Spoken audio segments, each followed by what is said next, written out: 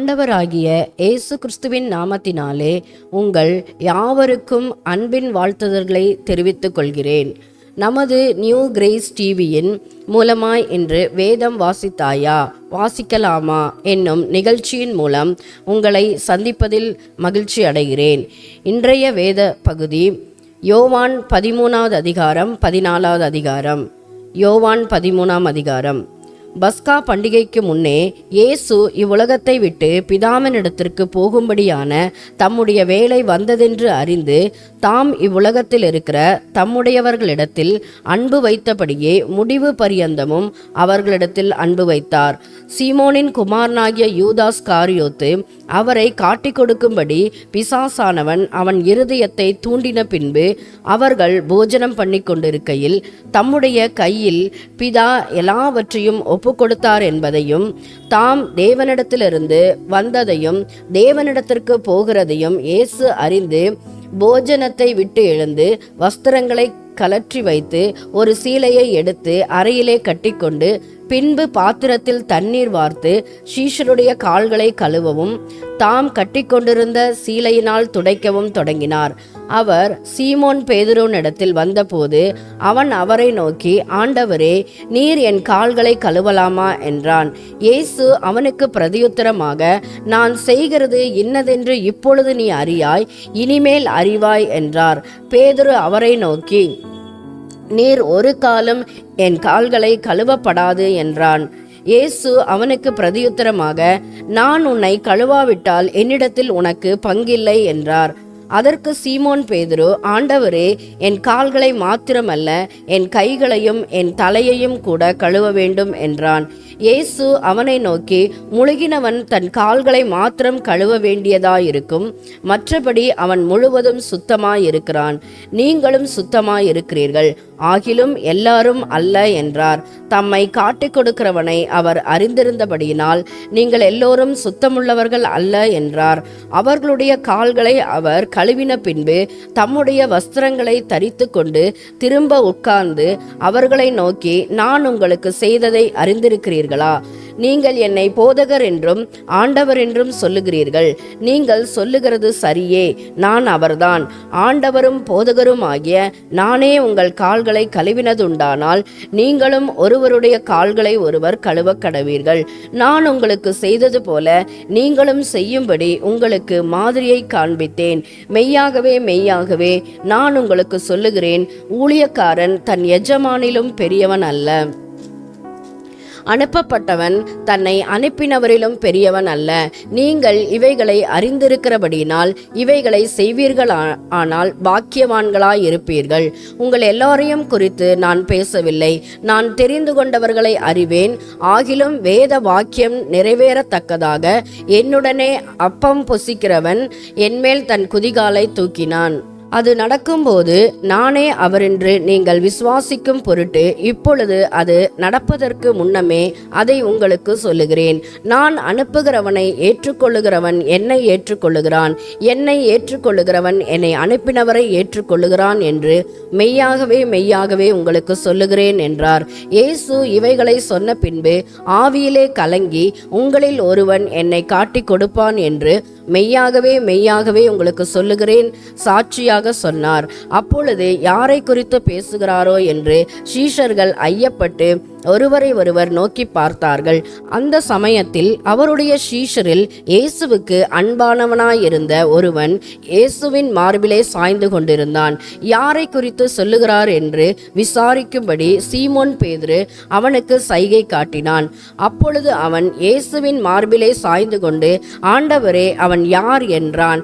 இயேசு பிரதியுத்தரமாக, நான் இந்த துணிக்கையை தோய்த்து எவனுக்கு கொடுப்பேனோ அவன்தான் என்று சொல்லி துணிக்கையை தோய்த்து சீமோன் குமாரனாகிய யூதாஸ் காரியோத்துக்கு கொடுத்தார்.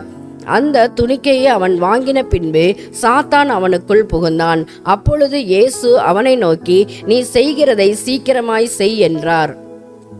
அவர் இப்படி அவனுடனே சொன்னதின் கருத்தை பந்தியிருந்தவர்களில் ஒருவனும் அறியவில்லை. யூதாஸ் பணப்பையை வைத்து கொண்டிருந்தபடியினால் அவன் போய் பண்டிகைக்கு தேவையானவைகளை கொல்லும்படிக்காவது தரித்திரருக்கு ஏதாகிலும் கொடுக்கும்படிக்காவது இயேசு அவனுடனே சொல்லியிருப்பார் என்று சிலர் நினைத்தார்கள். அவன் அந்த துணிக்கையை வாங்கினவுடனே புறப்பட்டு போனான். அப்பொழுது ராக்காலமாயிருந்தது. அவன் புறப்பட்டு போன பின்பு இயேசு, இப்பொழுது மனுஷகுமாரன் மகிமைப்படுகிறார், தேவனும் அவரில் மகிமைப்படுகிறார்.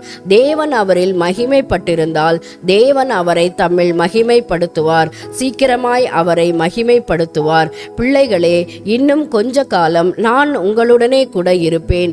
நீங்கள் என்னை தேடுவீர்கள். ஆனாலும் நான் போகிற இடத்திற்கு நீங்கள் வரக்கூடாது என்று நான் யூதரோடே சொன்னது போல இப்பொழுதும் உங்களோடும் சொல்லுகிறேன். நீங்கள் ஒருவரில் ஒருவர் அன்பாயிருங்கள். நான் உங்களில் அன்பாயிருந்தது போல நீங்களும் ஒருவரில் ஒருவர் அன்பாயிருங்கள் என்கின்ற புதிதான கட்டளையை உங்களுக்கு கொடுக்கிறேன். நீங்கள் ஒருவரில் ஒருவர் அன்புள்ளவர்களாயிருந்தால் அதனால் நீங்கள் என்னுடைய சீஷர்கள் என்று எல்லோரும் அறிந்து கொள்வார்கள் என்றார். சீமோன் பேதுரு அவரை நோக்கி, ஆண்டவரே, நீர் எங்கே போகிறீர் என்றான். இயேசு அவனுக்கு பிரதியுத்தரமாக, நான் போகிற இடத்திற்கு இப்பொழுது நீ என் பின்னே வரக்கூடாது, பிற்பாடு என் பின்னே வருவாய் என்றார். பேதுரு அவரை நோக்கி, ஆண்டவரே, நான் இப்பொழுது உமக்கு பின்னே ஏன் வரக்கூடாது? உமக்காக என் ஜீவனையும் கொடுப்பேன் என்றான். இயேசு அவனுக்கு பிரதியுத்தரமாக, எனக்காக உன் ஜீவனை கொடுப்பாயோ? சேவல் கூவுகிறதற்கு முன்னே நீ என்னை 3 தரம் மறுதலிப்பாய் என்று மெய்யாகவே மெய்யாகவே உனக்கு சொல்லுகிறேன் என்றார். யோவான் 14ஆம் அதிகாரம். உங்கள் இருதயம் கலங்காதிருப்பதாக. தேவனிடத்தில் விசுவாசமாயிருங்கள், என்னிடத்திலும் விசுவாசமாயிருங்கள். என் பிதாவின் வீட்டில் அநேக வாசஸ்தலங்கள் உண்டு. அப்படி இல்லாதிருந்தால் நான் உங்களுக்கு சொல்லியிருப்பேன். ஒரு ஸ்தலத்தை உங்களுக்காக ஆயத்தம் பண்ண போகிறேன். நான் போய் உங்களுக்காக ஸ்தலத்தை ஆயத்தம் பண்ணின பின்பு நான் இருக்கிற இடத்திலே நீங்களும் இருக்கும்படி நான் மறுபடியும் வந்து உங்களை என்னிடத்தில் சேர்த்து கொள்ளுவேன். நான் போகிற இடத்தை அறிந்திருக்கிறீர்கள், வழியையும் அறிந்திருக்கிறீர்கள் என்றார். தோமா அவரை நோக்கி, ஆண்டவரே, நீர் போகிற இடத்தை அறியோமே, வழியை நாங்கள் எப்படி அறிவோம் என்றான். அதற்கு இயேசு, நானே வழியும் சத்தியமும் ஜீவனுமாயிருக்கிறேன். என்னாலே அல்லாமல் ஒருவனும் பிதாவினிடத்தில் வரான். என்னை அறிந்தீர்களானால் என் பிதாவையும் அறிந்திருப்பீர்கள். இது முதல் நீங்கள் அவரை அறிந்தும் அவரை கண்டும் இருக்கிறீர்கள் என்றார். பிலிப்பு அவரை நோக்கி, ஆண்டவரே, பிதாவை எங்களுக்கு காண்பியும், அது எங்களுக்கு போதும் என்றான். அதற்கு இயேசு, பிலிப்புவே, இவ்வளவு காலம் நான் உங்களுடனே கூட இருந்தும் நீ என்னை அறியவில்லையா? என்னை கண்டவன் பிதாவை கண்டான். அப்படி இருக்க பிதாவை எங்களுக்கு காண்பியும் என்று நீ எப்படி சொல்லுகிறாய்? நான் பிதாவிலும் பிதா என்னிலும் இருக்கிறதை நீ விசுவாசிக்கிறதில்லையா? நான் உங்களுடனே சொல்லுகிற வசனங்களை என் சுயமாய் சொல்லவில்லை. என்னிடத்தில் வாசமாயிருக்கிற பிதாவானவரே இந்த கிரியைகளை செய்து வருகிறார். நான் பிதாவிலும் பிதா என்னிலும் இருக்கிறதை நம்புங்கள். அப்படி இல்லாவிட்டாலும் என் கிரியைகளின் நிமித்தமாவது என்னை நம்புங்கள். மெய்யாகவே மெய்யாகவே நான் உங்களுக்கு சொல்லுகிறேன், நான் என் பிதாவினிடத்திற்கு போகிறபடியினால் என்னை விசுவாசிக்கிறவன் நான் செய்கிற கிரியைகளை தானும் செய்வான், இவைகளை பார்க்கிலும் பெரிய கிரியைகளையும் செய்வான். நீங்கள் என் நாமத்தினாலே எதை கேட்பீர்களோ குமாரனின் பிதா மகிமைப்படும்படியாக அதை செய்வேன். என் நாமத்தினாலே நீங்கள் எதை கேட்டாலும் அதை நான் செய்வேன். நீங்கள் என்னிடத்தில் அன்பாய் இருந்தால் என் கற்பனைகளை கை கொள்ளுங்கள். நான் பிதாவை வேண்டிக் கொள்ளுவேன், அப்பொழுது என்றென்றைக்கும் உங்களுடனே கூட இருக்கும்படிக்கு சத்திய ஆவியாகிய வேறொரு தேற்றரவாளனை அவர் உங்களுக்கு தந்தருளுவார். உலகம் அந்த சத்திய ஆவியானவரை காணாமலும் அறியாமலும் இருக்கிறபடியால் அவரை பெற்றுக்கொள்ள மாட்டாது. அவர் உங்களுடனே வாசம் பண்ணி உங்களுக்குள்ளே இருப்பதால் நீங்கள் அவரை அறிவீர்கள். நான் உங்களை திக்கற்றவர்களாக விடேன், உங்களிடத்தில் வருவேன். இன்னும் கொஞ்ச காலத்திலே உலகம் என்னை காணாது, நீங்களோ என்னை காண்பீர்கள். நான் பிழைக்கிறபடியினால் நீங்களும் பிழைப்பீர்கள். நான் என் பிதாவிலும் நீங்கள் என்னிலும் நான் உங்களிலும் இருக்கிறதை அந்நாளிலே நீங்கள் அறிவீர்கள். என் கற்பனையை பெற்றுக்கொண்டு அவைகளை கைக்கொள்ளுகிறவனே என்னிடத்தில் அன்பாய் இருக்கிறான். என்னிடத்தில் அன்பாய் இருக்கிறவன் என் பிதாவுக்கு அன்பாய் இருப்பான்.